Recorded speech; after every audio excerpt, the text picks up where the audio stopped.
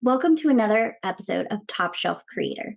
Today we talk with Mike Brennan, who is a creator and communicator, telling stories on pages and stages. His childhood dream was to be a cartoon. When he realized that wasn't possible, he became the next best thing, an artist. He loves sharing experiences and making connections through his art and helping fellow frustrated artists and creatives establish a daily creative habit of their own. And in today's episode, we talked about how to feed creativity and stop waiting for it to visit you and learn how to actually cultivate it so that you can start getting things out there into the world right now, not just when creativity strikes. So stay tuned. Hi, I'm Kabrina Budwell, and you're about to experience the best way to create a thriving creator business online from other creators just like you, who are making a full-time living doing what they love. We are here to help you create a sustainable business that helps you more than survive, but thrive.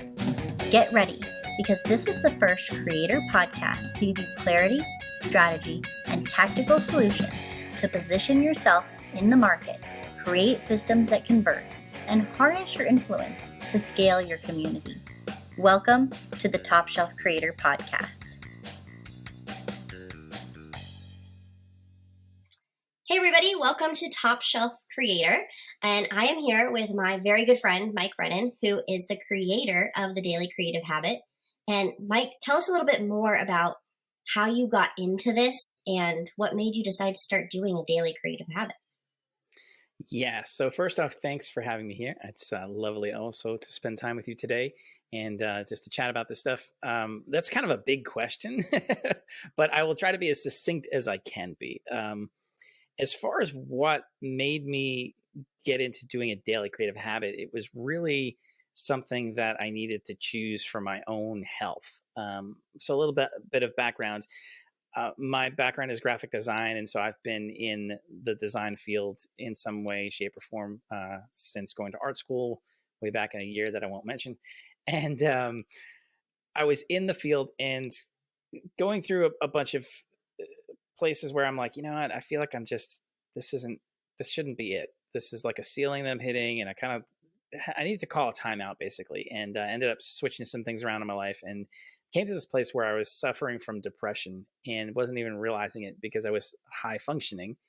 And some people around me are like, hey, I think you're depressed. And that led to a series of life events that ultimately brought me to what I call now a daily creative habit. And that was simply, I had spent 10 years of my life where I wasn't really creating anything much. I had switched careers and was doing a bunch of things that were really not aligned with myself and undervalued that part of me that's a creator and that needs to show up every day and create. And so that's ultimately what led me to some of the depression. And then I got introduced to this idea of thinking like, okay, I need to get back to this place where I'm doing some creating because it brought me joy at one point in my life.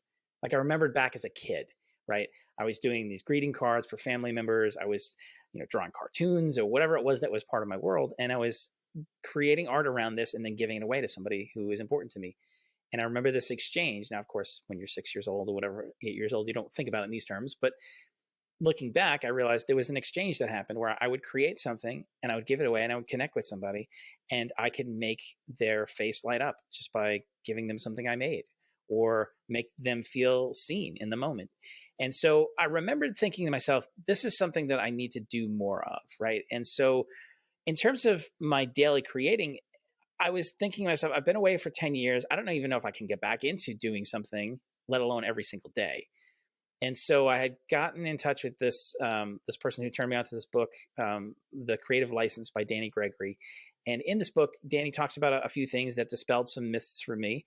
And one of the things he talked about was creating every day, like a 365-day art making journey, which means you just show up every day and you make a piece of art. It can be whatever you want it to look like. And I thought to myself, I don't know if I can do this, but I feel like I need to because I need it. This isn't about clients. This isn't about a career. This is about me as a person and my mental health. And I decided I was going to just try to see if I could make this work because I was like, what else do I have to lose at this point, right? So I ended up leaning into that and set up some parameters for myself and was off to the races. The first sketch that I did was in a Starbucks. It was an awful Starbucks coffee cup that was very, very poorly executed. I was highly embarrassed by it. It was pen drawing in a sketchbook, but I made a decision that day. I said, this is day one. This is what I can do. This is my capacity at this moment, unfortunately. But at least I showed up. And tomorrow I'm going to show up and write day two at the top of the next page, and then just keep going and see what happens. And so that's where a daily creative habit just kind of emerged out of my journeys, because it was really out of necessity for me to get some mental health and creative health again, honestly, to figure out, can I get back to that place where I'm creating and in love with the process, and not tied up in all the other things that sometimes we get bogged down in. And that led me to just actually completing a full year. And then I said, okay, well, now what? I did the year. Great. I feel good about that. I did some work that I was pretty embarrassed by, but also some work that I was like, oh yeah, this is pretty good. You got to get through a lot of bad work before you get to the good work. And then I said, okay, well, do I stop? Do I keep going? Like, what do I do? And so I felt like, no, I have to keep going on this. I'm not done with this journey yet. And so I kept leaning in. And this year is actually 10 years that I completed, and I'm still going on every single day, creating some kind of art, a drawing, a painting, something creative. And that process taught me a bunch of things. And I thought to myself, this journey isn't just for me. It's actually for other creative people too, other creators. And I just started to examine what my journey looked like and identify certain principles and things that helped me along the way. And now I have been showing up to try to help other creative people and creators lean into their process, lean into their journey, so that they show up and they get to experience the joy of creating for themselves, but then also put things out into the world that maybe they never would have, maybe they've dreamed of, but for whatever reason, they've been stuck or frustrated, or they've convinced themselves that it's not really important for them to do. So, yeah. Yeah, I love all of that. And I think it's so important for us to really think about the creative process, especially in the creator economy, because we're just so focused on getting something out into the world and making money and doing all these things that we miss that there's this specialness of the journey as we're going on it. And you look back and you're like, oh, hey, I made it through that, but I didn't actually know what I was doing in the middle of the process. Yes, So, the messy middle. Exactly. And so for you, what was that realization moment of like, oh, this could actually be what I do versus just something that's on the side or something that I'm doing daily for my mental health? Mm-hmm. Yeah. I think it was something that was like a rolling realization, right? There wasn't one specific moment that was like an aha moment. It was me taking small chances and me thinking, okay, I don't really know what this looks like, but I know I'm going to show up, and I need to be a little open-handed about some things and be okay with that. And because of starting at rock bottom, so to speak, I was okay with going, if something doesn't work, then it doesn't work. Like there's no pressure on that. And really it was, in the beginning, I had taken another job someplace, and I was, I had these other responsibilities, and I'm thinking to myself, okay, well, I need to figure out how to do this on my own, right? Because this, at this point, was not something that was career oriented. This was something that was, just me, because I needed this for my own journey, and it was going to impact me holistically, if you will. But I needed to figure out how to steal moments and time in order to make these deposits, these daily deposits in my creative acts. And the more I did that, the more I started to learn, oh, this is what I like to do. This is definitely what I don't want to do. I tried different materials. I gave myself basically a place to play and experiment that was outside the constraints of normal career and work life. And I think it's really important to be able to do that. And no one's going to do that for you. You have to make that time and that space, because when you do that, you give yourself a gift. And that gift is one of self-discovery and just a sandbox to play in, so that you can figure out some things without a lot of pressure and impact on finances and all those other things, right? So the more that I did that, the more I leaned in, the more I realized what I love to do, the more it took shape, and it evolved over time. Because certainly in the beginning days, I was not thinking, well, I'm going to be helping other creative people and, make sure that I can encourage them with my own journey. I was still trying to fumble my way through and go, can I do this enough where I feel like I'm gaining confidence and insight for my own journey itself? So being open-handed and again, that play experiment piece was huge. Yeah, you said two things that I kind of want to pull apart. The first one was at the very beginning when you mentioned that it wasn't one aha moment. Yeah. And the second one that we'll come back to is the sandbox and making it fun. But coming to the idea of it's not one aha moment, we focus so much on trying to figure out what that thing is that we miss that there's these little moments in between. Mm-hmm. And so there's so many things that I've learned from you and that you've inspired me on just over the past year that we've known each other. And having creativity be that like little kids walking through the park and seeing every little tiny thing as it goes by and really getting to dig into that as a person, as somebody who is creative, looking at the world around you in a different place of this is the mundane, but this is also the special moments that we'll look back on and go, oh my gosh, that was the thing that changed my life. Mm-hmm. Yeah. There's a sense of, somebody said to me once, I didn't realize that we were living in the good old days when we were living in them. And I think there's something true about that, is even with our creativity and our journeys as we show up and try to figure this thing out. There's a sense of even the small things are big things. And the small moments are actually the big moments, because when you add them all up together, they're leading someplace. And I think too often we undervalue that. We're looking for that big aha moment. We're looking for that huge breakthrough or that big opportunity, when really so much of it is just consistency. It's showing up day in and day out. And, you mentioned about how I could show up and see some things differently around me. That wasn't always the case, because I can hear almost in some people's minds that they're going like, okay, well, maybe that's just the way that you're wired. I'm not like that. You have certain parameters in your life or certain situations. There was a large portion of my life where that was not the case for me, where I was bogged down in feeling just frustrated, honestly, on a path, and showing up wanting to do great work and willing to do great work, but I wanted somebody else to tell me what to do. I didn't have agency or ownership over my own journey. And so I would be a great worker bee. I'd be like, hey, just point me in a direction and I'll show up. I'll be consistent. I'll work hard. Like, that's what I can do. But you tell me what the parameters are. You tell me what to do. Let me know what the expectations are. And there was a lot of fear there and a lot of things I had to work through and ultimately come to on this own journey of my own, where I'm like, no, actually, I'm the one who has agency over my own life and creative journey. And I can decide the things that I want to do and when I do them and how I do them, and take the chances and take the risks and be more present for myself in that process. And when you start to do that, when you start to prioritize for yourself, you show up differently.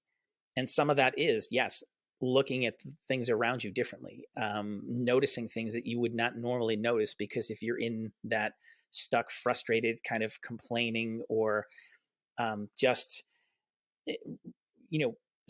really stuck in dark place, sometimes you can't notice those things because you're preoccupied with yourself in trying to get out of something that you feel like you're stuck in. And so when you're able to prioritize for yourself in this process, you free yourself up for a lot of things to discover and to understand and experience in a new way, Yeah. And so one of the things that when I'm working with clients that I teach them, especially when it comes to stories, is looking for stories that are in the mundane so that we're always reminding people every time that they see it. So I use the example of a ketchup bottle. And it's funny to see how people are like, oh, well, I've got all these stories around these things that happened to me, but I don't count them as something special, and I can't see how to relate them back. And so it becomes a trained skill. And you kind of talked about it a little bit, but I'd love to hear a little bit more about what was that, not necessarily a moment, but just sets of moments where you're like, oh, hey, I can use this, or hey, look at this one thing that I'm coming into contact with. because you're so good at being able to see things so quickly now that it just seems so natural to you. And I know that there's a process that happened behind that, and it's not always that way. But how did you figure that out for yourself? Yeah, so there's a couple of parts to that. So one, I think, is self-awareness. And that is something that I think just even from a kid who lived in his head so much, I spent a lot of time with myself, right? I spent a lot of time thinking and creating and living in my head. And so the more time that I did that, the more aware I became of some things about myself. Now, there's the downside of that also, but the positive side of that is at least you get to know how you want to show up more, and you get to hone that self-awareness so that it becomes a skill. And when I would look at things and start to put it into practice where I'm actually creating something around how I see something, the reaction of people around me would validate a lot of times, oh, wow, that's really interesting. I would never have seen that. Or that's interesting that that's your take on it. And so that started to make me realize, like, oh, not everybody actually sees things this way. Not everybody thinks about things this way. Like for me, and for a lot of us, right, the thing that we do, it's kind of like, well, that's just what I do. Like, it's no big deal. It's just, I don't know. We're so close to it that we don't see the value in that experience and what we have to offer and how we see things.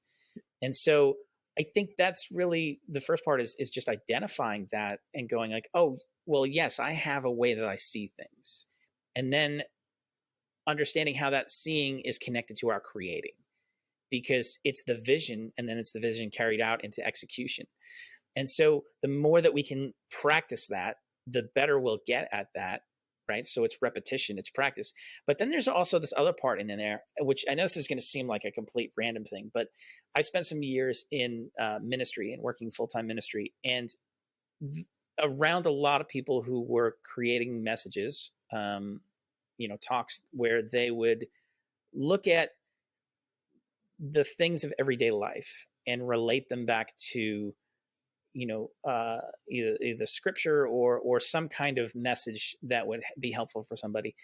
And so spending enough time around those people, realizing that, oh, there's this skill that is looking for the universal in the mundane and in the human experience, right? We can all understand what it's like to have some kind of beverage in front of us, right? Whether it's water, whether it's coffee, tea, whatever it is. We understand what that's like. We understand what it's like when it's a hot day and there's a cold drink and we want to drink that, right? So there are certain things that we all understand at some level. And then it's taking that and going, okay, well, how do I see that now? What is my experience around that? And then thinking like, okay, well, this may be my particulars in this moment, in this story, but there's something underneath this that everyone is going to understand, that everyone's going to relate to. And how do I get to that place so that I'm still talking in terms of the details and how I create this thing? I'm still talking about the details of my own experience, but I'm allowing other people to feel seen and heard through my experience so that they go, yeah, you know what, me too. And I think that, again, comes with being self-aware enough that those things are around you and in you, and then also showing up and practicing them. Because the more that you practice that, the more you put out there, the more that it's validated, the more that you want to go back and do more of that kind of stuff. So it's being invested in that whole process, at least for me. Yeah, well, and we're all trying to be this expert, the biggest person in the space. And so we forget that while we're trying to be extraordinary, everybody else is just feeling ordinary. So we separate ourselves too far from them. And then we're like, why isn't our audience understanding? I was there. I understand where they're at and I can help them. And so you start to feel like you're standing on the top of a mountain screaming, I can help you. And nobody's listening because they're like you were saying earlier, you just have that special ability. Maybe you had a leg up in the world. They don't even get to know the whole story and know you authentically. They just assume, oh, well, because you've made it there, then it's something that's not for me. Even though you're like, I have the map, I've been there, done that. And so if we can learn how to be stand in the ordinary, knowing that you're extraordinary in your thing, but not being ashamed of, I can do this and I can hold your hand and help you. Yeah. I think, and that's also why I'm so ready to share my own experiences and hold a redemptive view of a lot of the things that I've been through, especially the things that are like, this went sideways. This was a failure, or this is a part of my life that I would rather not talk about or rather not have anybody know about. But I'm going to lean into that even more so, because I think when we're willing to risk vulnerability, there's something that happens that makes a connection with people that wouldn't happen otherwise. And whether it's in a business context or in personal life or what have you, I mean, we're not as segmented as we like to think. And when somebody says something or does something that affects you, it affects you as a person. And then it shows up in multiple areas in your life. It's not just contained to one specific, piece of the pie, if you will. And I really want to, in all the things that I do, make sure that I'm creating things that do that make people feel seen and heard, to lead with vulnerability and say, like, yeah, I don't have it all figured out, but what I've been through, if there's something that can help you, then I want to be able to use that, because then it brings another level of redemption to it. And it almost, I don't want to say sometimes makes it worth it to have gone through some things, because there are some pretty painful things. But it's still at least knowing that it can help somebody else, knowing that it can speak to somebody else. And for me, connection is huge. It can form a stronger connection with somebody. Then I feel like that makes it all the more worth it to talk about. Well, and I don't know about you, but to me, when those experiences are shared, it almost brings a bittersweetness to it, of making it feel better for yourself too. So it's like, yes, you've been able to help this other person. You've been able to be like, hey, you're not alone, which is so valuable during those moments. But you're also able to be like, oh, hey, one, there was a redemptive property, but I actually feel better having talked about it and been able to be that kind of guide or sage in that process. Yeah, for sure. And it's becoming comfortable with that, right? Which I think, again, is a process, because there's part of that goes, well, you certainly, as you're going through something, you certainly don't want to bleed all over people, right? You don't want to share something that's so in the moment, where you're still processing and healing and trying to figure out what the good is, if there is something that can come out of that, right? You don't want to do that so much in a public space that you're bleeding all over, and also giving some people who maybe don't have the best intentions access to that part of you. You have to be smart about things. But on the other side of that, I think when you can be a guide for somebody, let's face it, we've all been in situations where we don't know something. We're encountering a new season of life or a new situation, and we're like, I don't have a frame of context for this. I need to talk to somebody who knows how to do this. And earlier in my life, it was first time buying a house. I've never bought a house. Like, how do you do this? I need to surround myself with people who know the process and can speak some wisdom and tell me, hey, here's some pitfalls to watch out for. Or, having kids, same thing. They let me go home with this thing? Like, what the heck, right? Like, what am I going to do? I don't know. I'm learning on the job training, right? There are so many things that we encounter in life where we're just like, we feel ill-equipped. And to look to somebody else who's been there is so valuable. So why would we not do the same thing for somebody else, right? Mm-hmm. Yeah, it's that idea of climbing to the top of Mount Everest. You'd be foolish to go without a guide, because you're just putting yourself in harm's way for no apparent reason, when all of us have gone through things that we can help each other with, which is one of the reasons that it's so important to me that we come together as creators versus constantly trying to be like, oh, this is my competition and I can't talk about this and these things. And I'm so afraid that if I put this out into the world, somebody's going to steal it because I haven't done X, Y, and Z of trademarking and copywriting and all these things. So we come up with all these excuses of why we can't put things into the world, get feedback, see the things that we see differently that people are like, oh yeah, like you were talking about, because we're so afraid of failing. But I think it's also, we're also afraid of succeeding because we don't have a frame of reference of failure. Feels, not doing anything and failing seems safer than putting stuff out into the world and going, I'm creating something that doesn't exist yet. Mm-hmm. And so I kind of have to do this by myself. And there's guideposts that I can see along the way from people who have done something kind of similar, but being willing to be like, okay, cool. This is exciting because I get to write the map. Mm-hmm. Yeah.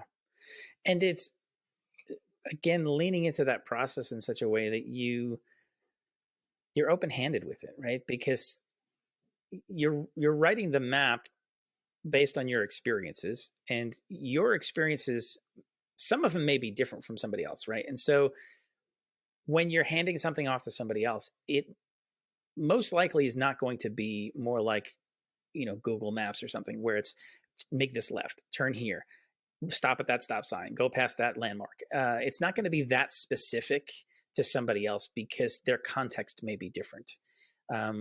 But there are certainly things more like a compass where you can say, we're heading in this direction, and this is the trail we take. And as you go in that direction, there may be a couple of different paths that you get to choose from.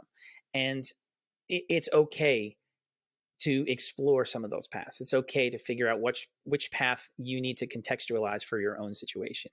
And so many times I think when we're in that process of looking for input and direction, we want the step-by-step. I don't want to think about it. I just want somebody to come and overlay their thing on top of my thing and tell me the, 7 keys to success. And so I can, experience success and rake in all the money and kick back and feel good about myself. Right. That just doesn't work. And I think so many times, I don't know if it's probably been your experience. It's been certainly mine, where I've gone to people who have said, yes, I have a map. Yes, I have the 7 keys for X, Y, and Z. And I try to apply what they are telling me, and yet inevitably there's a breakdown someplace. And earlier on, I used to get frustrated in that because I'm like, look, I'm spending this time, I'm spending this money, and I'm aligning myself with somebody who is this person who's going to be my guide. And yet at the end of the day, something's not working, something's not clicking. And I don't exactly know what that is, but I'm repeating this process enough to know that something's misaligned here. And then finally it was understanding like, oh, okay, yes, because I do need to contextualize this to my own scenario. And I do need to realize that there is no magic bullet, that there is nothing and nobody else is going to come into my own journey here and tell me, here's the steps, exactly what you need to do. Nobody's going to make the decisions for me. I still need to show up and try things and then adjust and pivot and be in the process every day, Yeah. Well, and it's one of those things that I have had those experiences where you're like, this is the only way. And if you absolutely listen to this exact 3-step process, then you will be successful. And so many of us in this space have felt, well, I did the 3-step process and it didn't work. So maybe it's me. Maybe I'm the common factor of why these things keep failing. And that's why I really like the idea of the guideposts, because like you said, everybody's journey is going to be a little bit different, but knowing as a human, here's what my intuition is saying. Here's what I know has worked in the past. Here's the research that I've done myself to see the different ways that people have gotten there. Mm-hmm. And saying, okay, I get to choose these every single day. Very similar to like when we have our brainstorming sessions and we riff off of each other and we just kind of go down these rabbit holes and we're like, oh man, that was really good. But we would have never gotten there had we just followed the exact steps of so-and-so, because we would have been put into something that's known as groupthink, where we're all just thinking the same thing because that's what the next person is thinking. And then no innovation actually ever happens. Yes. It's funny because I think so often we reserve our creativity for our product or our, the thing that we want to put out into the world. But we don't actually apply our creativity to the process of how we show up in making that thing, right? And in the journey, we would much rather play to what the norm is, and again, look for somebody else to make some decisions for us, I think, and tell us exactly what to do. And that is not creative at all, right? It's, and maybe some of that is because, we get tired, right? And we want to focus our creativity. But I think so many times, if we could get out of just saving our creativity for the product and apply it to our process, we would find that we would discover so many more wonderful things that are attuned to who we are and how we need to show up. Right?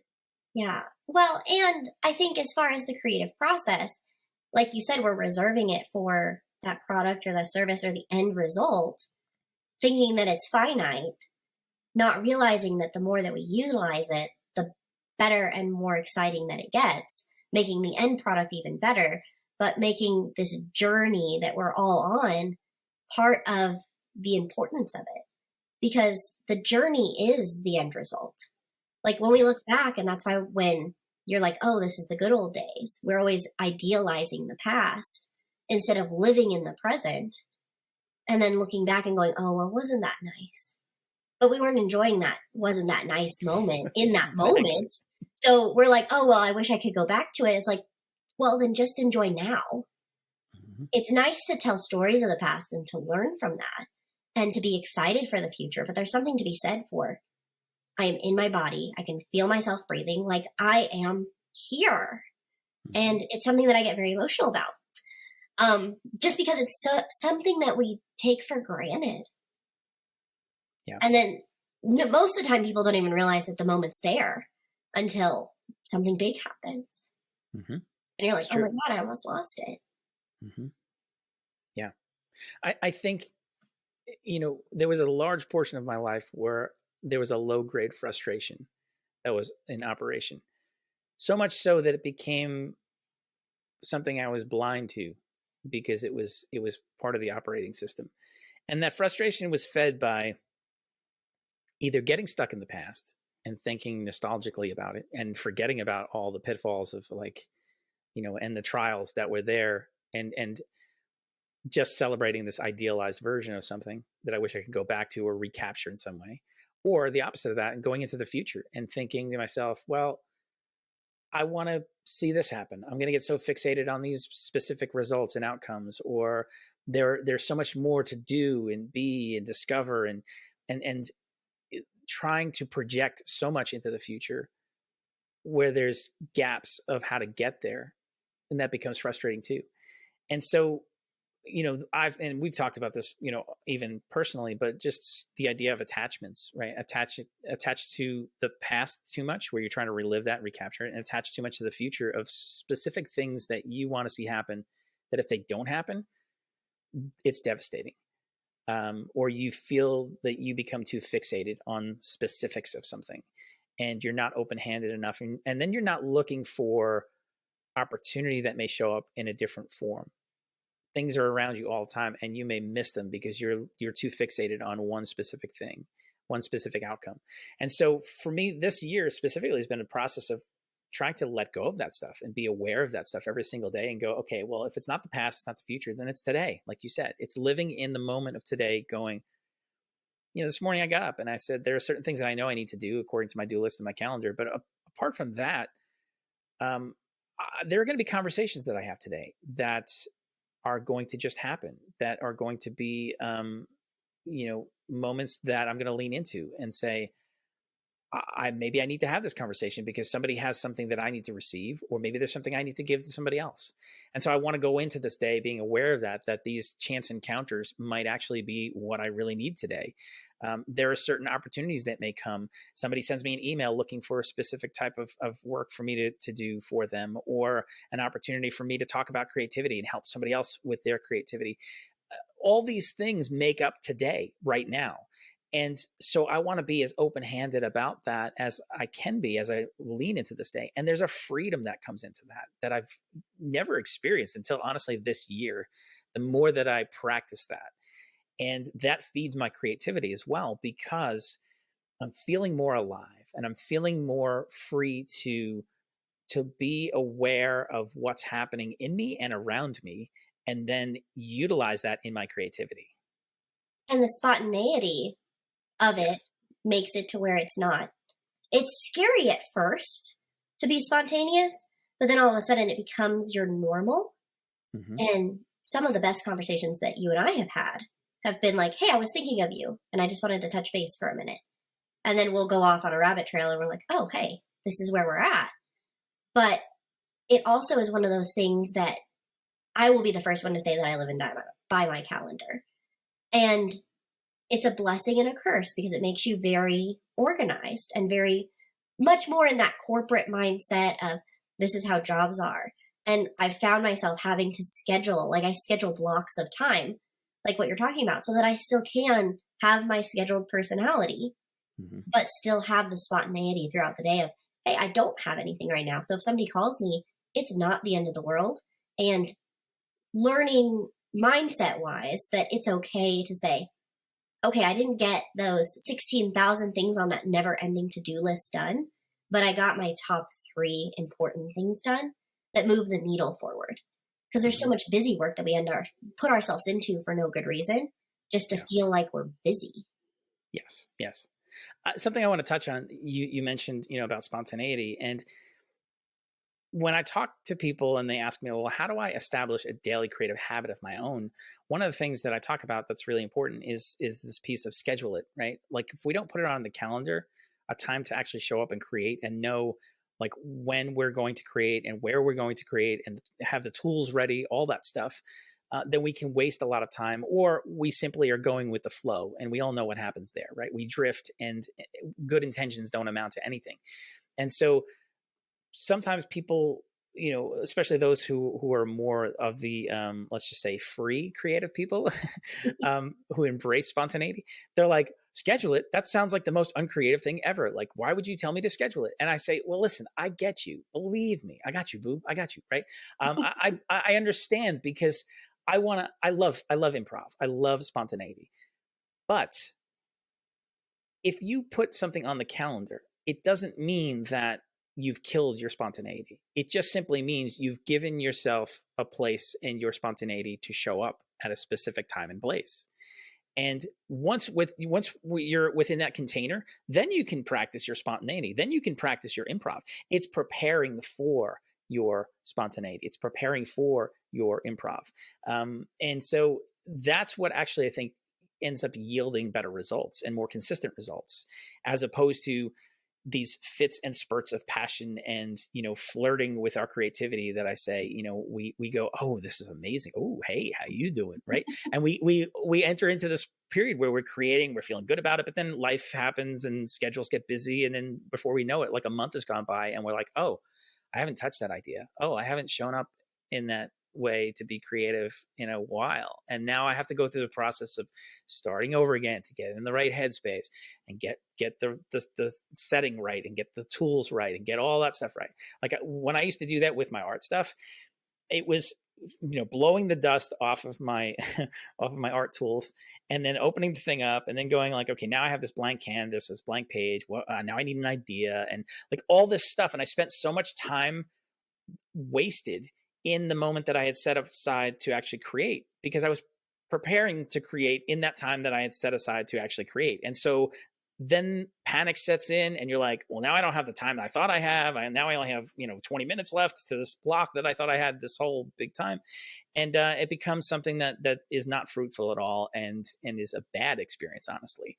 And why would we want to repeat a bad experience, right? We don't. Mm-hmm. So I think we do ourselves a disservice when we interact with our creativity in that way. And spontaneity and scheduling, I think, go hand in hand, honestly. Well, it's giving yourself the container to make it happen. Exactly. It's just like when we talk about video on here, it's you leave the stuff set up so that you don't have to set it up every single time. Because if you have to do that, you're wasting so much time, you're wasting so much energy. And then by the time you actually sit down to record, you're like, oh my God, I'm just going to do it tomorrow. Like, I'm done. I don't want to handle this anymore. And it's that idea of, if you wanted to build a theme park, you wouldn't go, here's a Ferris wheel here, and here's this other ride over here, and that nothing is in the same space, because then people are like, well, this is not a theme park. This is just a bunch of random rides all over the place. There isn't a container that has it. And even when you go to improv class, it's in a certain space at a certain time, and you're able to pull that spontaneity at that moment. And this goes really nicely into what you say about the muse, which I'd love for you to talk about a little. Yeah, I think too often we we idealize the muse, right? I mean, we all know what that word is. As soon as we say that, everybody knows. And the more that you depend on the muse coming to visit you, the more in danger you are to actually not showing up and creating anything, and never getting to that deeper level in your creations, simply because the muse is finicky, right? And the muse says, yeah, keep it loose, keep it just, when I come and visit, then we'll sit down, then we'll create, then it'll be amazing. But you know yourself, that doesn't really happen as often as we need it to happen, or as we would like it to happen. And so if we lean too heavily on inspiration, if we lean too heavily on, I will act once I feel inspired, then we don't act nearly enough. We don't get the momentum, and change happens with momentum, right? So the more that we do something, the more that we can flex our creative muscles, the stronger we'll get, the better we'll get, the quicker we'll be able to get into that process. And it's consistency. And so all those things don't get unlocked if you simply just wait for the muse. And what I like to say is, instead, look for moments where you're recording inspiration as it happens. Like, set yourself up a system, whether it's putting stuff in your notes on your phone, I do that all the time, or in places like Google Docs or Evernote, or whatever your system is, whatever works for you, that's great. Figure out what you can then go back and mine in the moments where you need something, because you've captured it more organically, but you still captured it, right? You didn't let that idea just slip in and go away. And then you're like, I know I had this thought about something, and now I don't really know. Did I write it on a Post-it that's like on the back of a sandwich someplace? Or like, I don't understand, right? That would be me, by the way. But, or maybe I wrote it on the sandwich. I don't really know, But I think it's valuing inspiration and understanding that we need to capture that, but do it in such a way that we can harness it in the moments where we need it, and not letting inspiration or the muse lead the way, but going, no, actually, I'm going to be the one who is in charge of this, and I'm going to partner with the muse where it's appropriate, and capture those moments of inspiration, so that when I do sit down and actually have that scheduled, I can then access that stuff that I've previously said, oh, this is an interesting idea. This is something that really inspires me. This is something that will get me going and thinking about what is possible. And that gets you excited about the creation process, So don't wait for the muse. The muse is a terrible, terrible business partner. And then it allows you to batch your work, because you have everything all in one place. And I don't know about you, but as far as inspiration, the more that you take down that inspiration and write it or talk it into your phone, or however you put it together, you start to find inspiration in other places where you're like, oh, I never thought about it this way. So all of these things that we're talking about, creativity, inspiration, we'll get to the play thing in just a minute, because that's the last thing I want to touch on with you. And being able to come back to these things over and over again and build the muscle of doing it, so it's not just waiting for some random moment to happen, and we're making the life that we want, instead of looking back and going, well, there was so much more I could have done. Like, I don't know about everybody listening, and I don't want to look back and have regrets. I don't want to be like, I could have had a bigger business. I could have done these other things. I could have helped more people, when right now is the time to go ahead and do all of those things. Yeah. And you bring up an interesting point about, flexing that muscle of looking for the inspiration, right? Because that is a part of creating also. It's creating a system for yourself and creating the habit of looking, being aware. And I think back to my old advertising days when I was in, the big corporate advertising agency, and earlier on, this is, pre Pinterest and mood boards, and, pre-internet a little bit, not really, but the early days, we'll just say.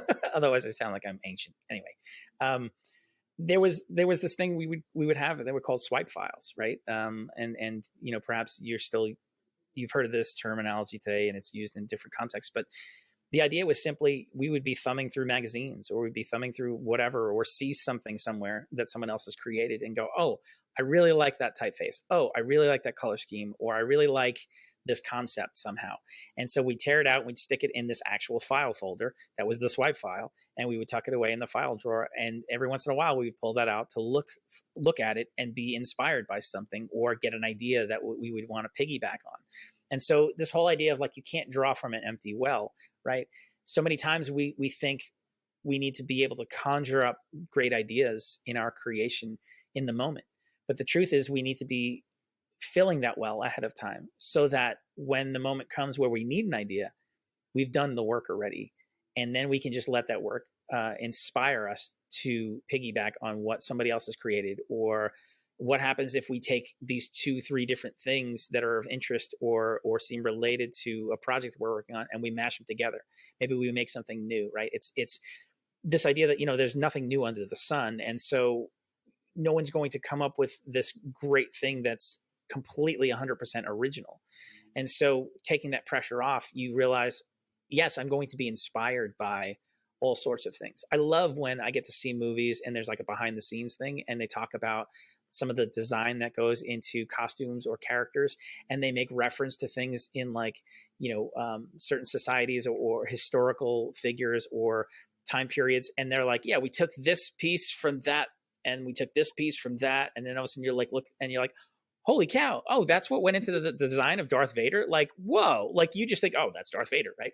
But there's all these different things that actually went into that design that fed their creativity. And so I think if we learn to do the same thing, we will be much freer in how we approach things and take the pressure off to think, I have to have the quote original idea that is going to be so insanely great that it's going to put me on the map or make me $1 million or whatever it is, right? Just catalog, record, capture as much inspiration as you can, and then reference it in the process when you're creating. Mm-hmm. Well, and it's interesting that you use the term conjure, because even when we think of somebody with a magic wand, whatever, pick your poison when it comes to whatever magic wands you like, but there's still a spell book. There's still something that they're going back to, that they've memorized, that they know, that they understand. And I think that's where some of my favorite artists in all capacities, music, physical art, all of those things, are people that they have all of those connections. And then all of a sudden it becomes so much more ingrained and deep because of the connections. You don't just want this one-off random thing, because when you're that, even though we desire to be that one-off random thing, the one-off random things are the things that are forgotten. Mm-hmm. They're not the things that stay with us long-term. It's the things that we can connect in a bazillion different ways to our lives, to experiences that we've had, to things that we've learned, that we're like, oh yeah, that was really important to me, but it was important because of the connections, not necessarily the end result that you came up with. Right. Yeah, there's iterations in the process for sure. Mm-hmm. Yeah. But I would love to talk finally about play and putting that back into business. That's one of my core values. And it's something that I think that we forget so easily in this day-to-day mundane of, I have to do X, Y, and Z. I have to answer these emails. I have to get money in the account so that I can pay my bills, which are all good things to consider. But in that mundane act every single day, we forget how we got here in the first place and why we decided to start our own businesses and why we were like, hey, let's make our lives just a tiny bit harder and do it ourselves, knowing that this is really where our purpose is. So in those moments, how are you finding this play for you? Yeah, I think we tend to look at play like a luxury as opposed to a necessity. And we do ourselves a disservice, because play is the place where there's freedom, right? There's not client expectations or budgetary constraints to a certain degree, right? There's not the sense of, I have this project that I need to solve creatively, and all the usual pressures that go along with how we show up, how we make a living, how we create normally. Play is a place where you're a little kid, where you're not thinking about all those other things. You're just simply like, it's about joy. It's about, I'm having a good time. Like that's how I'm measuring success right now. Am I enjoying this? Is it bringing me joy? Is it leading me to some place that I can get lost in my imagination? So I think it becomes a luxury in our minds when we think it's not generating any direct income.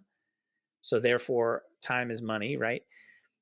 And if it's not making us money, then it can't be that important to prioritize for. Or it seems like I've sacrificed it on the altar of responsibility and practicality, because with everything else going on in my life, with everything else that's in my calendar, I simply don't have time to do this. And maybe every once in a while, I have a hobby that I can go to and do something to kind of blow off steam. But it's usually only when I get so pushed that I feel like if I don't do that, I'm going to have some kind of breakdown. And so I think we need to learn to celebrate play and experimentation more. And not simply because it's something that is, it seems frivolous, but it's something that's important to part of the rhythm of who we are. It gives us a place that's safe. It gives us a place for self-discovery, for trying things, breaking things, asking questions, being curious. And if we don't have that place in our lives, that's when things get stagnant. That's when things get frustrating. That's when things go off the rails, and we find that even in our best moments creating, we are stuck in routines and we're stuck in our usual go-tos for solutions because we're not thinking outside of those things. We're not giving ourselves a place to show up and again, ask questions. What happens if I do this completely opposite than I would normally do it? And let me be clear about this too. Like, this came out of me working in a job where I was creative all day, and then I'd come home and I'd go, okay, I want to do things that have my fingerprints all over it. But I feel like I've been creating all day long for everybody else. So I don't have the time. I don't have the energy. I don't have what I need to be able to show up and do what I need to do.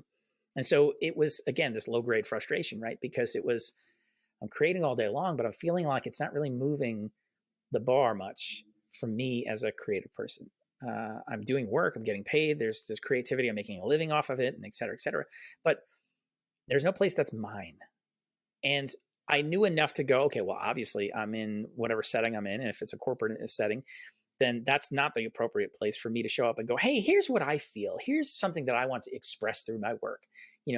That's certainly not the right place. And so if that's not the place and you don't have another place, then what happens? It doesn't come out. And that's when people start to experience that sense of, I'm stuck. I'm repeating this thing. It's like Groundhog's Day. Every single day, I'm showing up. I'm using my creativity. It's for everybody else. It's never for me. I go home. I'm tired. I want to create something. I have more ideas, but I can't do anything about it because I don't have a place to do that and show up, right? And so time and time again, what happens is eventually I've seen people who just end up getting burned out or leaving altogether and going, this is not for me. I'm just switching careers. I'm jumping ship because this is not working. And so I'm telling people there's another way. There's a way that you still show up for your work. You still do whatever you do creatively for a living that has to deal with clients and, maybe corporate and whatever other projects that are bringing in other people. But you have to have passion projects. You have to have projects that are just yours. And that comes out of a place where you play, because you don't know what your passion is. You don't know what those things are unless you've spent some time figuring some of that stuff out. And you need a place to figure that out. That's the sandbox. That's the place to play. And so that's why I'm so passionate and so adamant about people making sure that they make time for this play and experimentation, the self-discovery, because that is really at the core of who we are and how we need to show up. And that leads us to create things that maybe we would never imagine nor have the confidence to show up and do today until we start to show up more consistently for it. And so those are also the things that bleed over to a lot of the other project work and client work that we're trying to solve those problems, right? That creativity that we mine in the play place can bleed over to the other corporate and more livelihood creativity that we do. Again, because we're not so segmented as we think. And so you may actually end up getting an idea in your playtime that, and it sounds funny to say that, playtime, right? Like a kid, but it's true.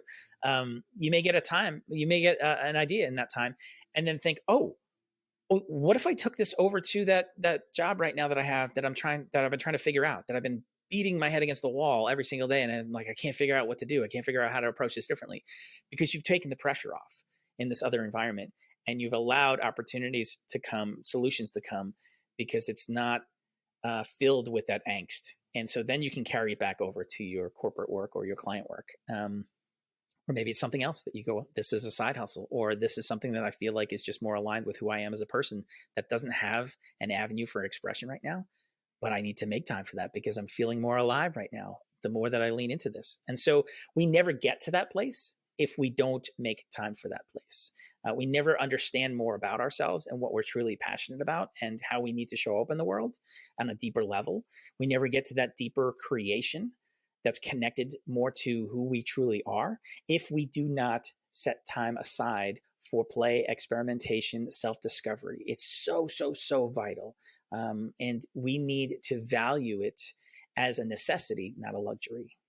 And you never know what you're going to fall into, which is the beauty of it, because you get all of these opportunities to try different things that you don't have to worry about. Mm-hmm. And I love everything about that.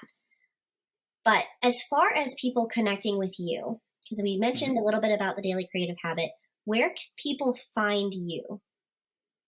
Yes, where can they find me? Well, hopefully it's not in like a stalkery kind of way, but they can find me on my website, which is mikebrennan.me, M-E. If you're interested, Daily Creative Habit, just to flesh that out a little bit more for you, is not simply just my own experience that has taken place over the past 10 plus years, but it is actually a free Facebook group right now that's private. So people can join and show up to say, hey, I want to leverage my creativity. I want to show up more consistently for my creativity and craft. And that could be any form of creativity. It could be content creators. It could be visual artists, musicians, videographers, anybody who's creating anything, really, just to gather like-minded people for the journey. And then I also have a Daily Creative Habit email newsletter that goes out twice a week right now. And that is filled with some thoughts and inspiration from me in sharing my own experiences, as well as some resources from companies and services that help creative people. And then also I give daily prompts that are creative agnostic, meaning it doesn't matter what your creative expression is. These are prompts designed to help you be thinking creatively. And so you contextualize it to your own creative expression, but it just gets the juices flowing, right? And so every single day, giving you some kind of prompt if you need it to be able to show up in that time that you set aside for yourself. And people can go to dailycreativehabit.com for both of those things, to sign up for the email newsletter or to join the free Facebook group. And again, if you want to see some of my own work for design or illustration, go to mikebrennan.me. Okay, awesome. Thank you, Mike, for coming on and sharing your wisdom with us. And I'm sure we will have plenty of other things to talk to you about moving forward as well. I look forward to it. And I greatly appreciate my time with you today, Kabrina. Thank you. Awesome. Thanks for listening to the Top Shelf Creator podcast. You can find us on Instagram and TikTok at Top Shelf Creator. We hope you enjoyed this episode, and we would love to see you share it with a friend and give us a review wherever you listen to help us reach more creators just like you.